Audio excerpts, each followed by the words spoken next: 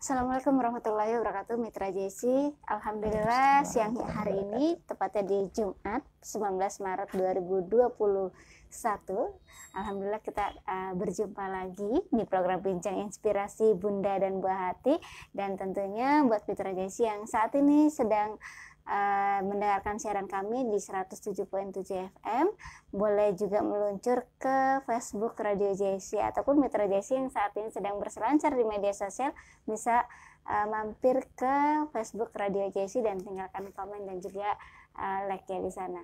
Dan hari ini alhamdulillah ada Umi Anik di samping Dara. Iya Mbak Dara, gimana? Mbak Dara akan sapa terlebih dahulu ya, Mitra. Assalamualaikum Mi. Waalaikumsalam warahmatullahi wabarakatuh Mbak Dara. Gimana Mi, sehat? Alhamdulillah sehat. Mohon maaf kemarin saya nggak bisa hadir. Iya, jadwal kita sebenarnya hari Rabu ya Mitra Jesi. Dan hari ini silakan sebelum kita berbincang-bincang lebih dalam, Umi, silakan Umi untuk menyapa Mitra Jesi terlebih dahulu. Bismillahirrahmanirrahim. Assalamualaikum warahmatullahi wabarakatuh. Mitra JIC yang dirahmati Allah. Alhamdulillah pada kesempatan siang hari ini saya Ibu Ani Retnowati dari SDS Plus Kasih Ananda 1 kembali hadir dalam ruang dengar kali ya Mbak ya, dari dalam ruang dengar Bapak Ibu, Ayah Bunda sekalian, yang insya Allah pada kesempatan hari ini kita akan membahas sebuah tema yang mungkin tema ini sangat menarik ya Mbak Dara ya, dan memang sangat dibutuhkan pada era 2025, sehingga nanti anak-anak kita akan menyiapkan peserta didik sesuai dengan kebutuhannya, sesuai dengan skill yang akan dibutuhkan pada tahun era 2025 nanti atau era 5.0 ya Mbak Dara ya, insya Allah. Nah, nanti kita akan bahas skill apa yang harus dimiliki oleh peserta didik dan bagaimana seorang guru mampu untuk mewujudkan atau mencetak skill peserta didik sehingga skill peserta didik ini mampu bertahan dan mampu bersaing di dunia yang mungkin akan dia lalui di kedepan harinya. Begitu Mbak Dara ya. Oke, hari ini kita akan membahas tentang sesuatu yang nantinya di tahun 2025 itu menjadi sebuah sebuah keharusan yang harus dimiliki ya, sesuatu yang harus dimiliki oleh anak kita gitu kan, oleh peserta didik ya, anak didik kita, karena kan kalau kita belajar itu sejatinya adalah sedang mempersiapkan generasi yang akan datang, sedang mencetak pemimpin-pemimpin yang akan melanjutkan kita hari ini. Penerus ya. Ya, itulah tujuan dari pendidikan itu sendiri. Nah, ini tentunya bikin Dara dan juga tentunya Mitra Jesi penasaran apa sih yang harus dimiliki oleh anak-anak kita nanti ke depannya. Bahkan mungkin dimulai dari sekarang ya, Mi. Betul. Dikuatkan dipersiapkan dari sekarang untuk menghadapi era 5.0 ya. Kalau saat ini 4.0, maka kita akan mempersiapkan peserta didik yang hidup di era 5.0. Ini membutuhkan proses persiapan yang tidak mudah, apalagi di tengah pandemi seperti ini. Bagaimana kita harus meningkatkan kualitas peserta didik, baik itu kualitas kuantitatif maupun kualitas kualitatif. Itu Mbak Dara.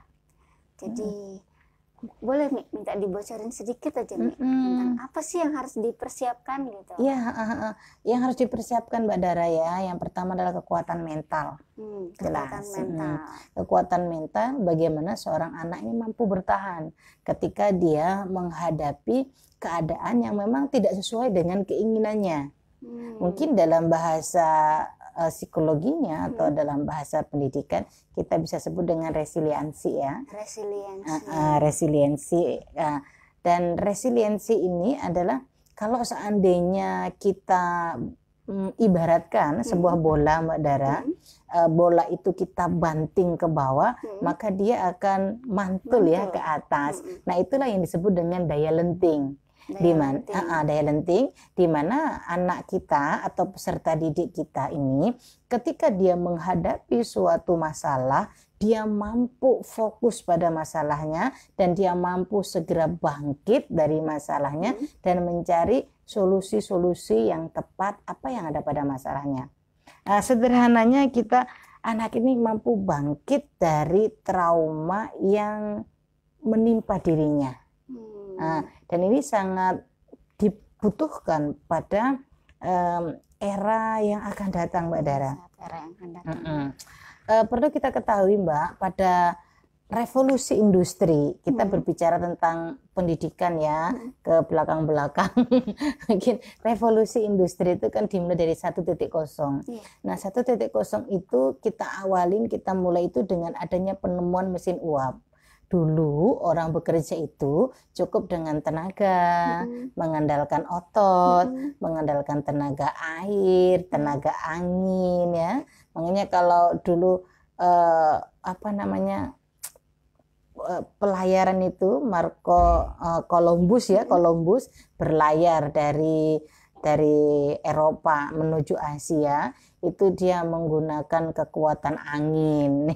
Misal berlayar, oh ya hari ini angin mau menuju kemana nih, makanya dia menemukan benua-benua baru, termasuk benua Amerika, benua Indonesia yang dianggap sebagai benua Hindia ya pada saat itu. Nah itu memang menunjukkan bahwa masih mengandalkan benar-benar oleh tenaga alam ya, tenaga alam. Nah itu ditandai setelah ditemukan mesin uap. Setelah ditemukan mesin uap, nah itulah dimulai revolusi industri 1.0. Nah, itu diawali ya. Diawali dari itu.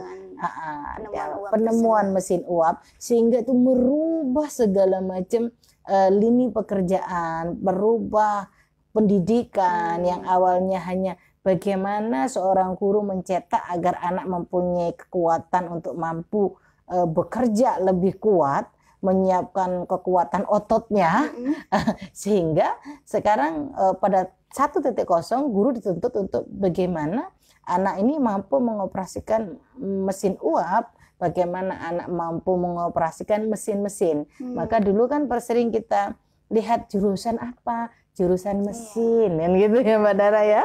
Iya enggak? Iya betul. Jadi di STM bisa, Anda sekolah apa nih gitu? Oh sekolah, cita-cita kamu apa? Nanti aku mau jadi mesin, tenaga mesin ya. Jurusan mesin dicetak pada saat itu memang. Kenapa? Karena memang dibutuhkan pada saat itu. Selanjutnya berubah ditemukan listrik. Ditandain dengan 2.0. Nah, ketika ditandain 2.0 ini, semua kehidupan berubah yang dari tenaga uap, berubah menjadi tenaga listrik. Nah, pendidikan pun dituntut untuk bagaimana mencetak anak-anak yang mampu mengoperasikan mesin-mesin yang memang digerakkan dengan tenaga listrik. Maka ada jurusan lagi. Jangan lagi ada elektro. Ayo Mbak Dara masih ikut nggak dulu elektro? Kalau Anda kalau Anda pendengar dulu pernah ngambil jurusan elektro, berarti kamu sudah tua. Ya nggak Mbak Dara? Berarti kamu sudah tua, apalagi ngambil jurusan mesin. Tahun berapa itu ya? Aduh, iya nggak? Jangan bahas tentang usia. Oh iya benar, usia boleh tua ya. Usia boleh tua Mbak Dara, tapi semangat muda loh. Itu yang dimiliki oleh Mitra JSC saat ini, insya Allah ya. Oke, itu kalau 2.0 ya Mbak ya, ditandai dengan penemuan listrik. Maka sekolah-sekolah menginovasi bagaimana bisa menghasilkan peserta didik yang memang diminta oleh dunia kerja. Ataupun kita sebagai sekolah dasar juga mempersiapkan keahlian-keahlian memang dibutuhkan untuk mencapai anak ini masuk kepada sekolah yang memang pada jurusan yang diinginkan. Tumbuh lagi setelah itu perubahan lagi, timbullah 3.0 ditandain dengan penemuan komputer dan robot. Komputer dan robot. Maka sekolah pun menyiapkan jurusan apa, komputer. Ya kan? Dibuatlah labnya ya, Mi. Dibuatlah lab komputer, dibukalah kursus-kursus komputer. Nah, ternyata komputer sudah mulai banyak dan orang-orang sudah mulai bisa, ahli-ahli komputer bertimbul di mana-mana. Kenapa itu ada? Karena adanya pendidikan yang menyiapkan pendidikan, menyiapkan generasi sesuai dengan skill yang diminta pada saat itu. Skill yang pada zamannya ya, Mi? Ya, skill pada zamannya. Nah, saat ini kita dihadapkan pada skill hidup pada 4.0. Nah, 4.0 ini ditandai oleh internet dan cyber ya. Dan makanya pendidikan pun menyediakan lagi jurusan-jurusan multimedia, ya kan? Seperti itu, Mbak Dara. Nah, itulah terus revolusi industri berkembang dari 1.0 sampai 4.0 dan pada akhirnya nanti kita juga akan hidup pada 5.0 itu. Tapi Mbak Dara, ketika kita lihat ke belakang, sebenarnya apa sih 4.0 itu? 4.0 itu kan sebenarnya masih euforia saja kalau saya berpikir sebenarnya. Masih euforia saja. Kita beranggapan bahwa kita telah hidup di dunia yang serba maju, dunia cyber, dunia internet dan memang apapun yang kita mau internet menyediakan. Kan gitu kan? Betul. Apapun loh Mbak Dara. Mau nyari menu masakan tinggal cari di internet ya kan? Ada. Googling. Nah, kalau hari ini orang bilang, aku nggak tahu, why? Kenapa kamu nggak tahu? Kenapa? Gitu kan? Padahal ada Google loh yang bisa menjawab kita semuanya. Sebenarnya kalau kita mau lihat lebih jauh, lebih dalam, hidup kita ini di 4.0 ini sebenarnya euforia saja Mbak Dara. Kenapa? Pada dasarnya kita masih hidup di 2.0. 2.0. Iya, mengapa seperti itu? Bayangkan kalau kita punya internet tapi listrik mati. Iya, benar. Iya kan? Iya. Punya kuota tapi listriknya Listrik mati, HP-nya bisa mati, nggak bisa. Nggak bisa kan? Nah, mau lihat YouTube di TV gitu kan, biasanya kan tersambung dengan benar. internet ya. Listrik ya, Dengan internet. Nah, bisa juga. Ya, jadi internet bisa putus kalau listrik putus atau internet nyala kalau listrik nyala seperti itu. Jadi pada dasarnya saat ini pun kita hidup di 4.0 itu hanya euforia semata. Hanya euforia, bukan sebenarnya kita hidup pada zaman kemajuan, tidak, tetapi pada dasarnya kita masih pada tahap 2.0 yang masih ketergantungan dengan listrik. Mbak Dara, kita siaran hari ini butuh listrik nggak? Iya, butuh penerangan ya kan. Nah itu tadi. HP-nya kudu dicas gitu kan. Iya, lampu-lampu dan lain-lain ya Mbak Dara ya. Nah ini artinya kita masih hidup pada 2.0 artinya pada dasarnya sebenarnya. Maka inilah yang menjadi tantangan seorang guru, bagaimana kita harus mampu menyiapkan peserta didik yang bisa bertahan walaupun nanti listrik mati. Ini kita harus mampu bertahan. Nah, harus mampu bertahan. Apa nih teknologi apa nih yang bisa kita kembangkan jika memang listrik mati, jika memang listrik tidak ada. Nah, bayangkan Mbak Dara, ketika ada sebuah perusahaan yang mampu menyatakan dirinya, goal saya adalah saya bisa masak tanpa listrik, saya bisa hidup tanpa listrik, dan saya hidup tanpa listrik artinya value keuangan yang dibutuhkan kan semakin sempit, semakin sedikit. Tentunya perusahaan itu diserang nggak sama orang. Iya. Kalau saya bilang, oke, aku menciptakan handphone nih, tapi handphone itu nggak pakai listrik, nggak usah dicas. Kira-kira orang lari-lari nggak butuh mengejar itu? Iya. Ya, itulah. Maka diperlukan inovasi, kreativitas yang tinggi peserta didik. Nah, ini adalah tugas guru, tugas orang tua, bagaimana menyiapkan peserta didik untuk bisa bertahan hidup di era 4.0. Apalagi bertahan hidup di era 4.0 yang listriknya mati. Ini pernah kita lalui loh, Mi. Masa beberapa sih? waktu lalu kan listrik sempat mati tuh. sempat mati berapa hari gitu berturut-turut, dan itu luar luar biasa ya. biasa.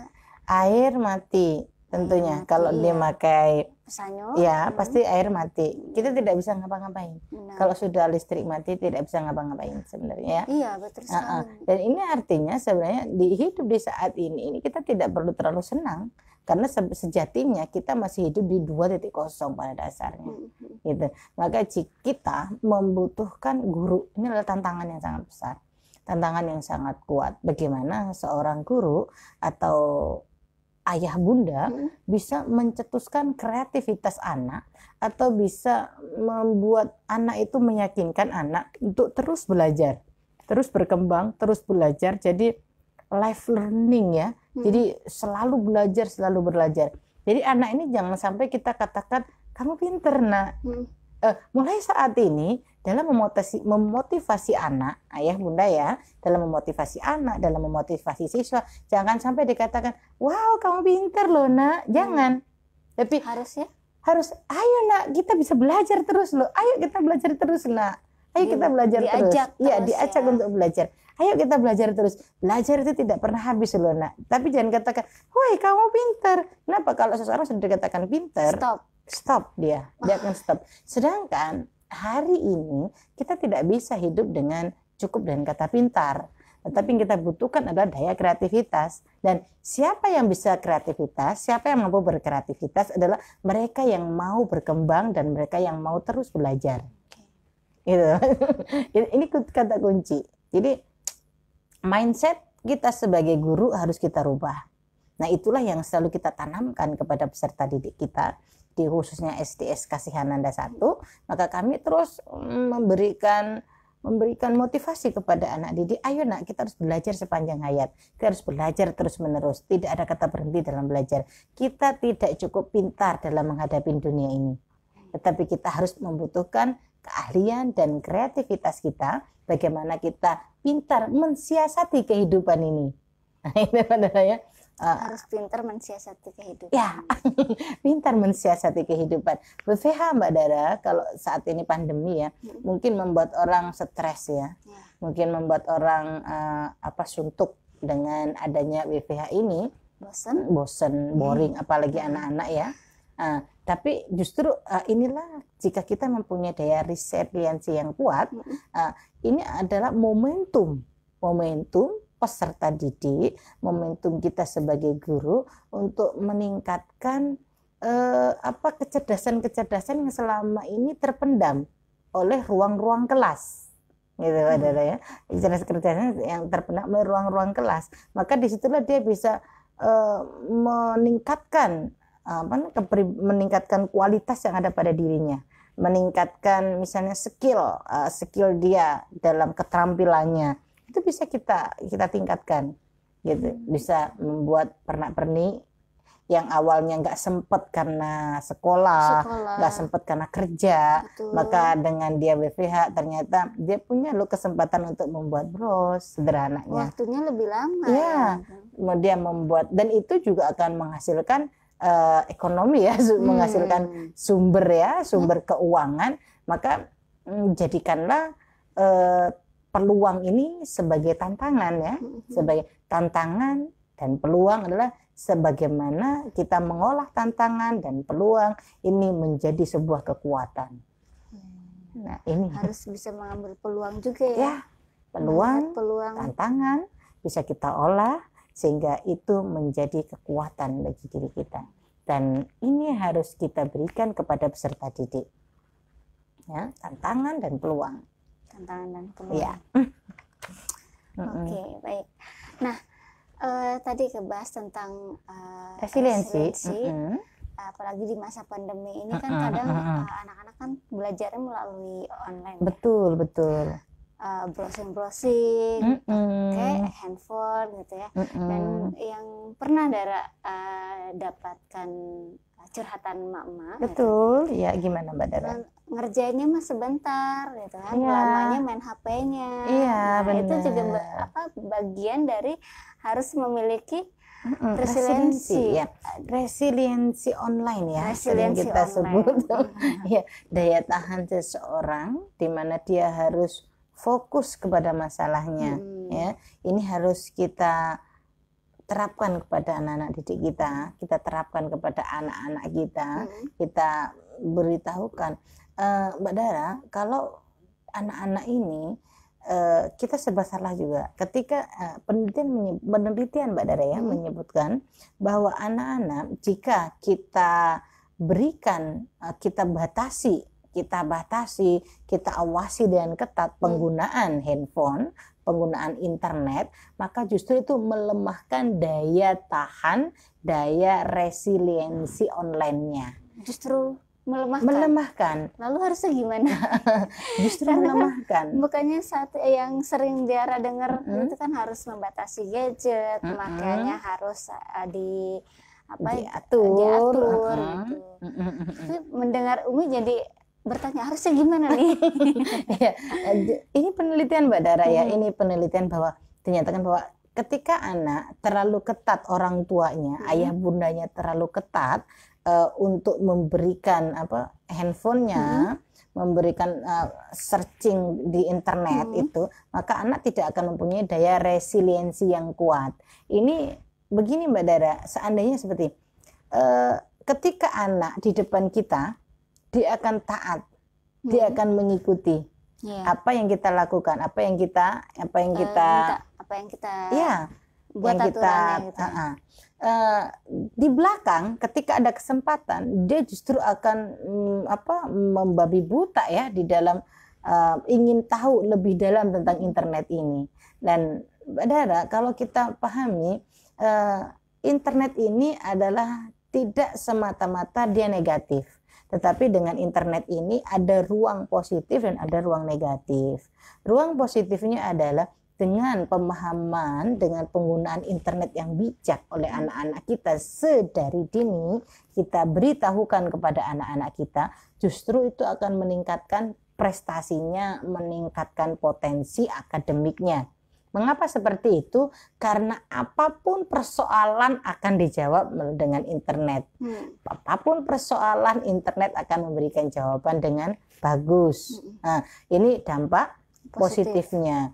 Maka yang perlu kita berikan kepada anak-anak adalah komunikasi dan diberikan daya resiliensi yang tepat kepada anak-anak. Nanti akan kupas satu persatu, yang akan dikupas satu persatu. Selanjutnya adalah dampak negatifnya. Dampak negatif ketika anak-anak memang tidak mempunyai daya resiliensi online ini, maka dia akan terpapar kontak orang-orang yang memang berbahaya.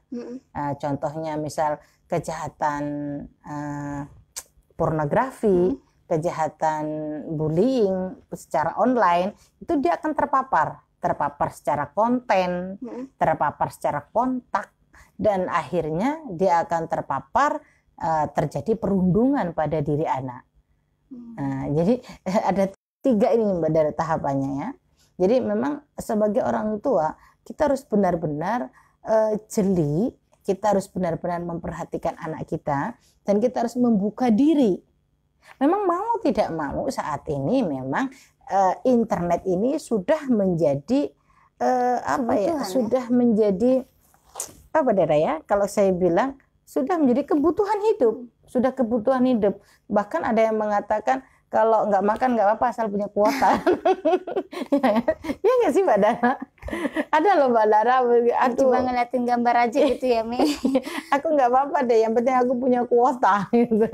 Nah, ini bahkan ketika kita hidup di saat ini Mbak Dara ya, kalau kita hidup kalau sebuah sekolah di sekolah dia masih mengandalkan fax, artinya sekolah itu masih tradisional. Kenapa? Karena sekarang ini sudah input datanya melalui internet. Saya gampang sekali untuk mencari di mana lokasi suatu tempat. Kita tinggal buka fiturnya Google Map dan itu akan diberikan dengan tepat. Walaupun mungkin Anda salah gitu ya. Walaupun dibawa muter-muter dulu ya. Tetapi itu akan memberikan kepastian.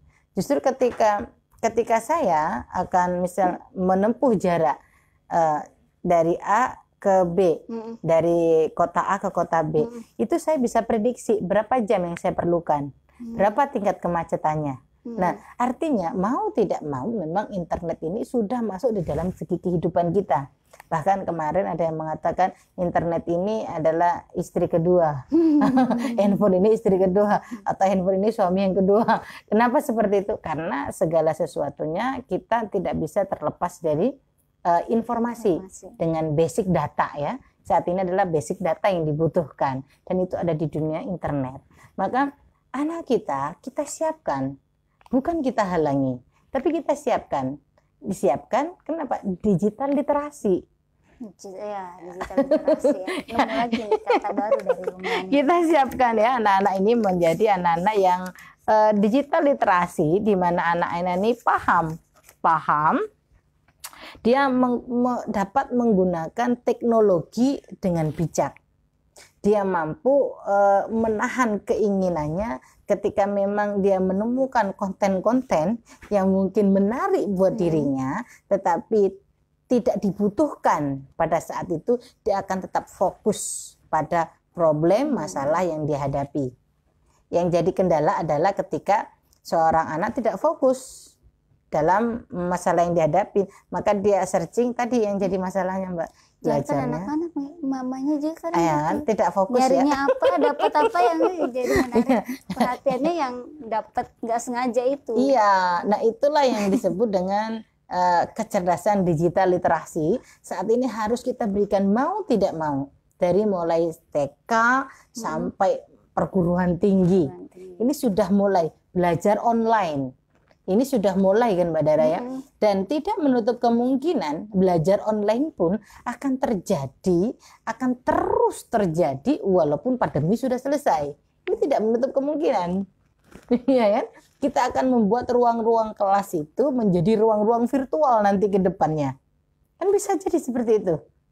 Untuk memang mau tidak mau. Jadi sebagai ayah, sebagai ayah bunda ya, kita tidak bisa menutup kemungkinan, kita tidak bisa menutup mata, menutup diri dengan perkembangan ini. Tapi bagaimana kita bisa memberikan anak-anak kita, memberikan masukan supaya anak-anak kita ini bijak di dalam menggunakan cyber tadi, dalam menggunakan internet, maka biasa kita sebut dengan digital literasi. Dan yang selanjutnya adalah emosional literasi, Mbak Dara. Emosional literasi yaitu anak ini harus mempunyai kemampuan.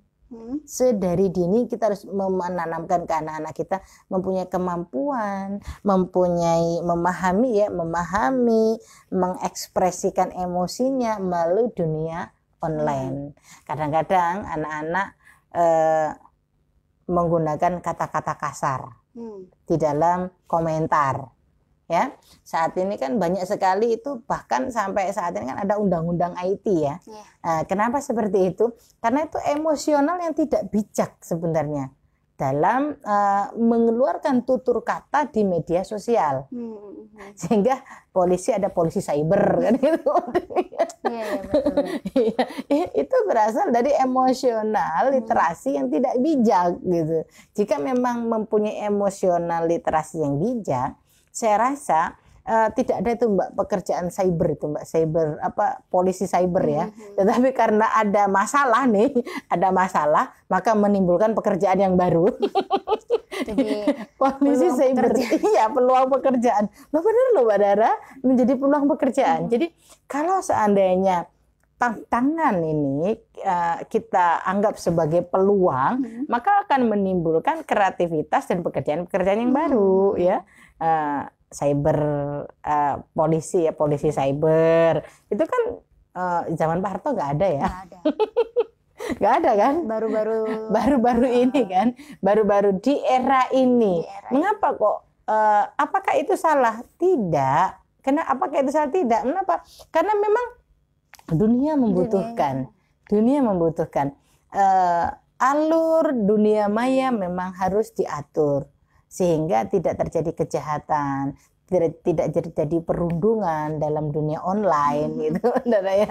Jadi itu menimbulkan pekerjaan yang baru seperti marketplace itu ya. Marketplace ya, apa itu Mbak Dara ya? Marketplace itu tempat mak-mak belanja. Nah, ya kan, itu kan memanfaatkan peluang Mbak Dara ya, memanfaatkan peluang.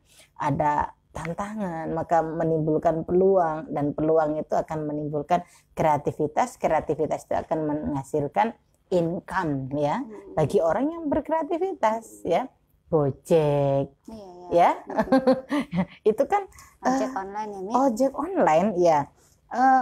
Kita sebenarnya perlu belajar dari ojek online ini Mbak.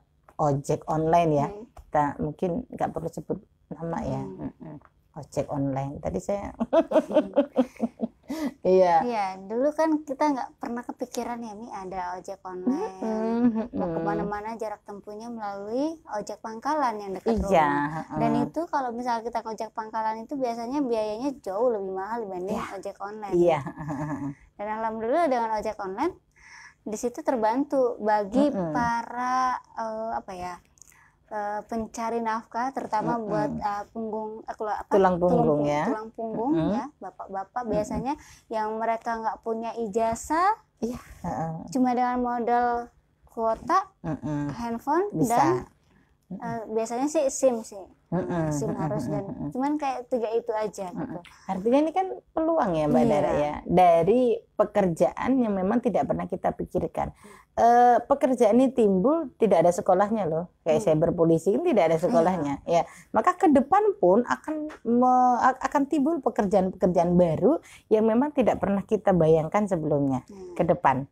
Nggak tahu nih seperti apa ya, ke depan akan seperti itu. Dan ini tantangan buat guru, maka yang kita berikan kepada anak-anak kita adalah pemahaman literasi dasar, numerik dasar, harus paham ini anak-anak. Kenapa? Kalau anak-anak sudah mempunyai daya kekuatan belajar yang tinggi, dia mempunyai motivasi yang tinggi, mempunyai daya kembang belajar sepanjang hayat, saya rasa ketika dia hidup di zaman apapun, dia akan mampu survive dan dia akan mampu hidup pada zamannya, dan dia juga akan mampu berkreativitas, asal guru selalu memberikan motivasi, ayo kita berkembang, ayo kita belajar. Itu yang harus kita tekankan kepada peserta didik, dan itu kami berikan di SDS Kasih Ananda, itu kami berikan ya Mbak Daria. Selanjutnya adalah coping strategi. Jadi ada 3 pilar ya. Yang pertama tadi digital literasi, anak harus mampu, emosional literasi, yang selanjutnya adalah coping literasi. Coping literasi itu adalah anak tahu bahwa dia tidak nyaman di situ, dan dia bisa meninggalkan ketidaknyamanannya. Kadang-kadang kan ketika kita sudah berkomunikasi dengan seseorang, kita tahu bahwa orangnya tidak memberikan dampak positif kepada kita, tetapi kita tidak bisa meninggalkannya gitu kan ya, terlanjur cinta, terlanjur sayang gitu. Tetapi ketika anak sudah diberikan daya resiliensi ya, dia sudah mempunyai coping yang kuat, mempunyai strategi yang kuat untuk meninggalkan ketidaknyamanannya itu, maka saya rasa tidak masalah kalau anak-anak kita berikan internet itu, kita berikan gadget itu ya, asal jelas kita berikan resiliensi online kepada anak-anak. Bagaimana literasi digitalnya, emosional digitalnya itu perlu kita ajarkan Mbak Dara, perlu kita ajarkan. Terkadang ayah bunda ini cuma melihat Facebook anaknya saja tidak pernah, gitu kan? Melihat IG anaknya tidak pernah. Bagaimana kita bisa mengetahui perkembangan anak kita di dunia maya, gitu ya? Kadang-kadang ketika di dunia nyata dia menjadi pendiam, tapi setelah di dunia maya cuap-cuap yang luar biasa, gitu ya. Artinya kan emosional tidak stabil ini Mbak Dara. Ini emosional tidak stabil. Maka sebagai orang tua kita harus tahu apa media yang dipakai oleh anak-anak kita. Kita harus dan bisa mengoperasikannya. dan bisa mengoperasikannya. Ketika anak kita pasang status di Facebook atau dia memasukkan gambar-gambar di media sosial, kita tahu di situ. Kita like jika bagus, kita beri komentar jika bagus. Jika memang tidak sesuai atau konten-kontennya ini membahayakan atau konten-kontennya ini meresahkan, kita nasihati anak kita. Kita nasihatin anak kita.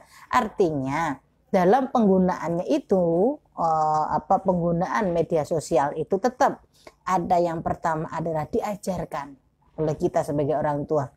Jangan sampai kita nggak tahu. Ya, jangan atau sampai mungkin tahu. kita udah tapi sama anak diblokir gimana? Artinya komunikasi dengan anak end. Artinya tidak tersambung komunikasi. Jadi komunikasi itu, anggap anak itu adalah sebuah pribadi yang merdeka, pribadi yang bisa memutuskan keinginan dia sendiri, dan sebagai orang tua harus menghargai pribadi-pribadi itu. Jadikan anak kita ini sebagai teman diskusi, jangan sebagai jadikan partner, jangan dijadikan sebagai pelayan atau lebih rendah dibanding kita, tidak, tapi mereka sama dengan kita, menghargai, kita hargai anak-anak kita, sehingga anak-anak ini juga akan menghargai diri kita, gak takut dengan kita bangun rasa trust kita dengan anak kita. Ini yang penting. Terkadang orang tua karena terlalu mengatur sampai dalam lini-lini privasinya, itu sebenarnya tidak masalah Mbak Dara mengatur. Cuman teknik pengaturannya jangan sampai menyinggung perasaan anak. Sehingga kita atur anak, tetapi anak tidak merasa diatur. Itu bagaimana komunikasi yang harus kita berikan kepada anak-anak kita. PR tuh, Bun. Ya, PR itu. PR itu mengatur tetapi tidak merasa diatur. Itu yang penting ya. Bagaimana kita menggunakan strategi komunikasi yang efektif terhadap anak-anak kita. Biasanya Mbak Dara, kita mampu berkomunikasi efektif kepada orang lain, kepada anak lain, kepada tetangga, tetapi kita tidak mampu berkomunikasi efektif kepada anak kita. Ya enggak? Dan itulah yang menjadi bumerang dalam sebuah keluarga.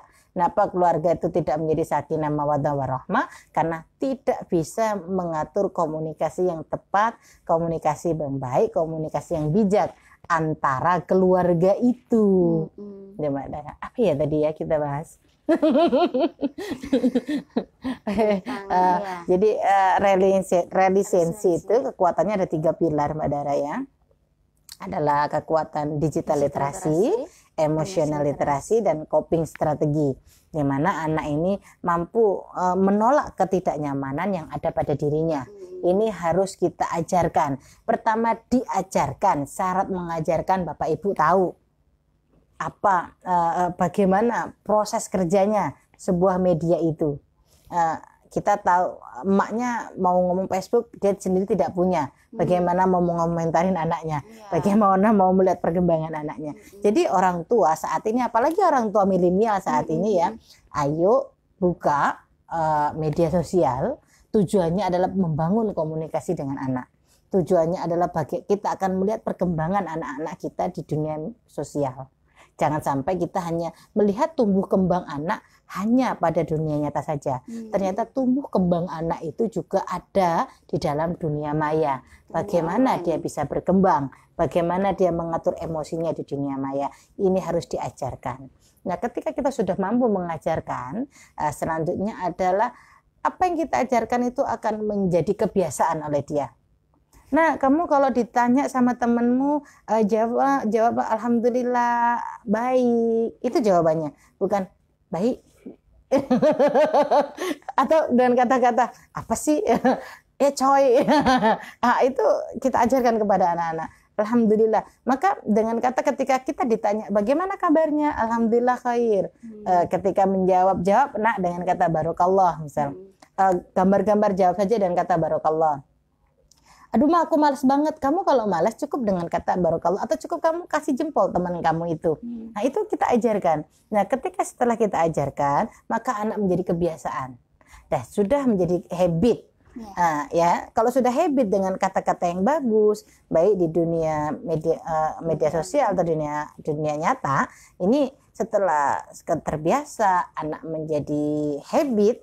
Nah, ketika habit ini anak menjadi karakter ya, dan karakter ini akan menjadi membudaya. Kalau sudah membudaya ini, Mbak, seperti kita sholat, kalau sudah terbiasa sholat sudah kita jalani. Kalau kita tidak sholat, berarti ada yang kurang dalam diri kita.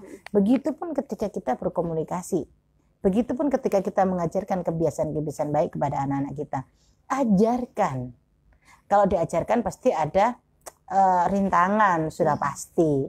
Ajarkan sampai pengajarannya itu menjadi kebiasaan, menjadi habit. Dari habit ini akan membentuk sebuah karakter yang membudaya. Kalau di dalam kurikulum, Mbak, sesuatu yang sudah menjadi budaya itu masuk kepada level 4. Jadi ketika anak kita sudah terbiasa berangkat sendiri ke masjid, sudah terbiasa menjawab media sosial dengan kata-kata bagus, sudah menjawab media sosial itu dengan kata-kata yang tidak menyinggung perasaan orang lain, dia mengerti perasaan orang lain walaupun di media sosial, artinya dia sudah masuk pada level 4. Sudah level 4 ya? Ya, kecerdasannya sudah level 4. Oke. Jadi memang harus harus dengan kerja keras ya. Ya. Kerja keras, kerja tuntas. Karena untuk anak-anak kan nggak mungkin dikasih tahu cukup sekali, 2 kali, harus berkali-kali dan makanya nggak boleh bosen gitu kan. Apalagi mengenai tadi ya, untuk menjadi habit itu kan bukan hal yang instan gitu. Iya.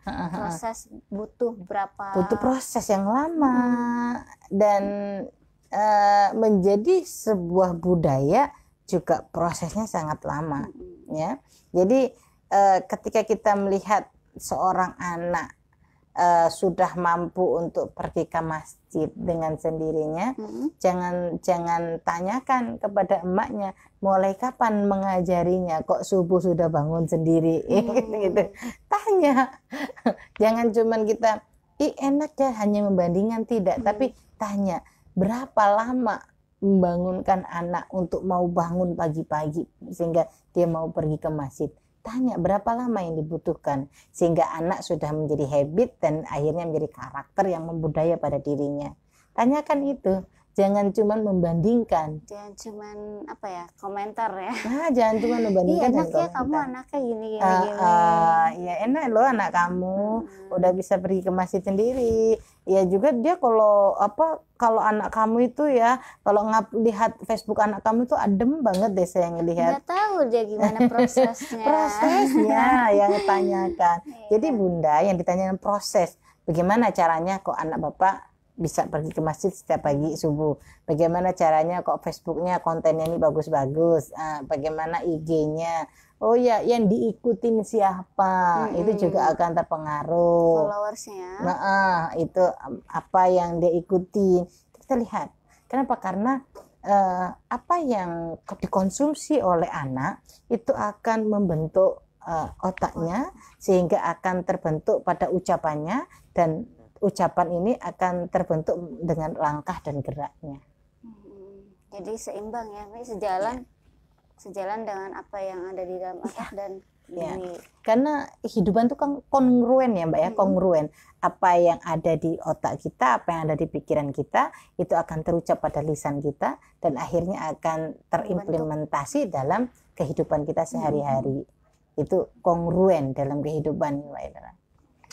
Oke, Madara. Berbicara tentang resiliensi, kembali ke resiliensi ya Mitra Jaycee, apa aja sih aspek-aspek untuk membentuk resiliensinya? Baik, ya, aspek untuk membentuk resiliensi itu yang pertama adalah regulasi emosi, Madara. Regulasi emosi. Jadi bagaimana kita bisa memberikan pemahaman kepada anak-anak kita sehingga dia mempunyai aturan emosi yang bisa dipakai ketika dia menghadapi dunia online, ketika dia mulai komentar. Kita berikan dulu, kalau kamu dibully nak, jangan kamu membuli lagi. Kenapa? Karena itu akan membuat dia bahagia dan kamu akan menjadi bahan bulian. Ya, itu harus kita berikan kepada kita. Gitu. Atau ketika anak kita komentar yang kasar, berikan nasihat kepada anak-anak kita, jangan nak, gitu ya. Dua adalah pengendalian impuls, Mbak ya. Kemampuan diri untuk apa ya? Untuk mengontrol keinginan.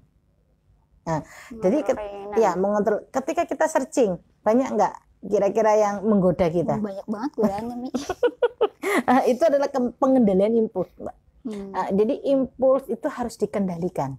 Pengendalian keinginan kita harus dikendalikan. Aku tadi mencari ketik sesuatu soal, misalnya soal siapa pencetus mesin uap. Nah, kita mengetik pencetus mesin uap, timbul jawaban yang lain kan. Timbul yang lain. Nah, ini kita harus mengendalikan. Kita harus kendalikan. Dan kita harus tahu anak-anak kita. Nah, nanti kalau ada kamu ketik apa, keluar apa, kamu nggak usah lihat. Kamu fokus saja dengan apa yang kamu cari. Nah, bahasanya harus kita berikan itu, pendidikan itu. Selanjutnya adalah sikap optimis. Sikap optimis kita berikan kepada anak-anak kita bahwa apapun masalah yang kita hadapi, insya Allah kita akan kuat untuk melewatinya. Contoh misalnya, anak kita atau yang lain lah, sebutlah jangan anak kita ya Mbak Dara, karena jangan nanti ada malaikat mengamini. Jadi sebutlah misalnya ada seseorang anak ya, dia terjebak dalam situs perjudian online misal. Dan apa yang harus dilakukan orang tua? Orang tua ini harus dengan kekuatan, sekuat tenaga, harus bisa menarik anak kita kembali. Yakinkan kepada anak kita, kamu pernah baik nak, dan kamu bisa baik gitu. Kamu pernah baik dan kamu bisa baik. Jangan sampai kita kamu ya memaki-maki saja, malu-maluin ayahmu aja begini, bapakmu begini, tidak. Tetapi tarik nak, tarik. Berikan dia ini sikap optimis. Kamu bisa menjadi orang baik. Saya lahirkan kamu dalam keadaan baik dan kamu pasti akan bisa baik. Tinggalkan itu, yuk sedikit-sedikit kita tinggalkan. Itu beri dia optimisme bahwa ketika anak sudah mulai terjatuh, dia tahu loh Mbak Dara, ketika dia masuk ke dalam judi online, dia tahu bahwa itu salah, gitu. Dan dia merasa itu adalah terjadi, dia masuk ke dalam ranah yang negatif buat dirinya, jadi dia paham. Maka kita tarik anak kita, ketika kita tarik dia supaya keluar dari jurang itu. Supaya keluar, jangan sampai kita masukkan kembali ke dalam jurang. Kalau kita hanya memarah-marahi saja, justru dijorokin ya. Kalau kita hanya memarah-marahi saja Mbak Dara, maka yang timbul adalah anak apatis, anak merasa buat apa dia hidup lagi, ya, buat apa dia menjadi anak baik, toh tidak ada penghargaan buat dirinya. Maka ketika anak salah, rangkul, oke nak, kamu salah, ayo kita keluar dari masalah ini. Berikan rasa optimis bahwa kamu bisa. Selanjutnya adalah empati. Jadi empati ini kita harus tahu bagaimana tanda-tanda sifat seseorang, bagaimana tanda-tanda air muka seseorang, bagaimana tanda-tanda mereka marah di dunia online. Itu harus kita ajarkan kepada anak-anak kita. Nah, kalau jawabannya sudah begini, dia tidak mau meneruskan pembicaraan ini. Oh begitu begitu Mi. Ya, kalau begini dia cukup kamu jawab saja. Oh nak, ini nggak bagus kontak ini, udah kamu hapus saja dari kontak kamu nggak usah. Itu harus kita berikan kepada anak-anak kita. Jadi tidak usah kita maki-maki, kamu sih gara-gara kamu, nggak usah. Kita berikan saja langsung solusi. Kita berikan saja solusi. Kenapa? Karena anak kita tahu bahwa dia salah. Jadi jangan tambah dibully. Ya, jadi marah itu kan berarti artinya dia membuli. Ya, dia orang tua ini memberikan perundungan kepada anak. Maka kadang-kadang bullying itu terjadi sangat dekat itu kepada keluarga ya. Orang tuanya sendiri. Orang tua sendiri. Selanjutnya adalah kita berikan kepada anak-anak adalah kemampuan untuk menganalisis sebuah masalah. Ini harus kita berikan kepada anak-anak, Mbak Dara. Kemampuan menganalisis itu bagaimana? Dia bisa mengidentifikasi. Oh, kalau situs ini pasti dia akan menyebarkan pornografi. Oh, situs ini dia akan menyebarkan LGBT. Situs ini gambar-gambar dulu itu kan pelangi-pelangi ya. Pelangi-pelangi itu ternyata LGBT. Dan banyak anak-anak yang terjebak pada saat itu. Kenapa? Karena mereka menggunakan simbol-simbol. Dan simbol-simbol itu harus kita ajarkan kepada anak-anak kita. Nah, kalau simbol ini biasanya ini. Kalau simbol ini biasanya ini. Nah, itu harus kita berikan kepada anak-anak kita. Kadang-kadang orang tua nggak tahu, itu jadi masalah, sehingga anak searching sendiri, anak nyari sendiri, tidak kita dampingin. Itu yang menjadi masalah. Kenapa? Karena ketidaktahuan orang tua. Selanjutnya efikasi diri. Yakin dan sukses, masalah itu akan teratasi. Ya, itu kelima Dara ya. Nah, ini kita sudah di akhir nih, sudah di akhir perjumpaan. Sebelum kita tutup, mungkin terakhir adalah tips untuk para orang tua nih, bagaimana untuk meningkatkan resiliensi pada anak. Ya, untuk meningkatkan resiliensi pada anak, ayah bunda ada 3 tadi, yaitu yang pertama adalah tingkatkan literasi digital. Tingkatkan literasi digital tidak hanya pada diri anak, tetapi pada diri orang tua. Karena bagaimana orang tua akan memberikan pemahaman kepada anak jika orang tua tidak memahami literasi digital tadi. Selanjutnya adalah emosional digital. Jadi emosional digital ini penting sekali kita berikan kepada anak-anak kita. Bagaimana anak-anak itu supaya berkomentar dengan baik, melihat konten-konten yang baik, itu perlu kita berikan kepada anak-anak kita, sehingga anak-anak kita itu mempunyai emosional literasi. Ya. Selanjutnya strategi coping, di mana anak-anak ini mampu keluar dari masalah yang memang tidak membuat dirinya nyaman. Ketika dia berteman dengan temannya, berkomunikasi dengan temannya, tidak memberikan kenyamanan buat diri dia, tinggalkan. Cari, pasti banyak teman-teman yang lain. Ini yang penting kita berikan kepada anak didik kita. Maka di SDS Kasihananda 1, Mbak, setiap kita live kepada anak-anak kita, saya selalu menekankan kepada Bapak Ibu guru, ayo tanya dulu apa aktivitas dia selama di rumah. Game apa yang dia suka. Misalnya, aku suka game FF gitu ya. Guru harus tahu. Apa itu FF? Gue harus tahu. Oh, anakku, kamu suka game apa, Nak? Aku suka ML, Mobile Legend gitu ya. Guru harus tahu Mobile Legend itu seperti apa, sehingga ada komunikasi tektok dengan anak, komunikasi baik dengan anak. Ketika sudah kita berbicara itu, anak siap untuk belajar, baru kita mulai belajarnya.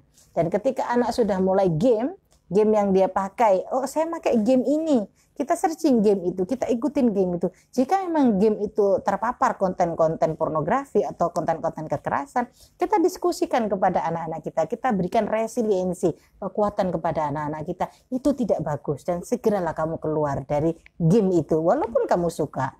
Itu yang kita berikan kepada peserta didik kami, khususnya di SDS Kasihananda 1. Jadi orang tuanya harus paham dulu ya. Ya.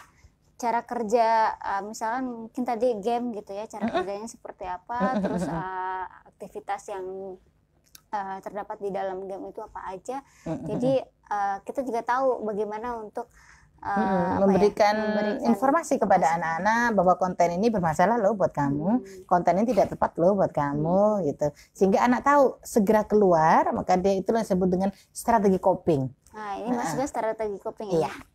Iya. Oke, Mitra Jessi, kita kita sampai sudah di ujung perjumpaan. Mungkin sebelum kita tutup mau memberikan baik ya, ayah bunda, bahwa di zaman 4.0 ini anak-anak hidup di zaman cyber, maka dampingin anak-anak, tunjukkan anak-anak, berikan pengajaran kepada anak-anak, berikan kebiasaan kepada anak-anak yang baik, bagaimana berkomentar yang baik di dunia cyber, dan sehingga ketika anak-anak sudah mempunyai kebiasaan yang baik, akan menjadi karakter dan akan menjadi budaya yang baik buat anak-anak kita. Jadi tidak masalah anak-anak untuk mengakses internet asal mendapatkan pendampingan yang tepat dari ayah dan bunda. Terima kasih. Oke. Demikian Mitra Jesi perjumpaan kita hari ini, dan tentunya terima kasih buat Mitra Jesi yang sudah stay tune di 107.7 FM ataupun Mitra Jesi yang sudah mengikuti siaran kami di Facebook Radio Jesi, dan juga yang sudah meninggalkan love-nya di sana. Ada Umi Hilwa, terima kasih Umi Hilwa. Terima kasih Mila. Kemudian juga ada 3 orang lagi ya yang nggak bisa Dara sebutkan karena nggak kedengeran. Oke, terima kasih untuk partisipasinya, dan Dara juga Umi Anik pamit undur diri. Mohon maaf jika ada kata-kata yang tidak berkenan. Insya Allah minggu depan kita berjumpa lagi dengan tema yang lebih menarik lagi, insya Allah ya. Dan akhir kata kami pamit undur diri. Wabillahi taufiq wal hidayah. Wassalamualaikum warahmatullahi wabarakatuh.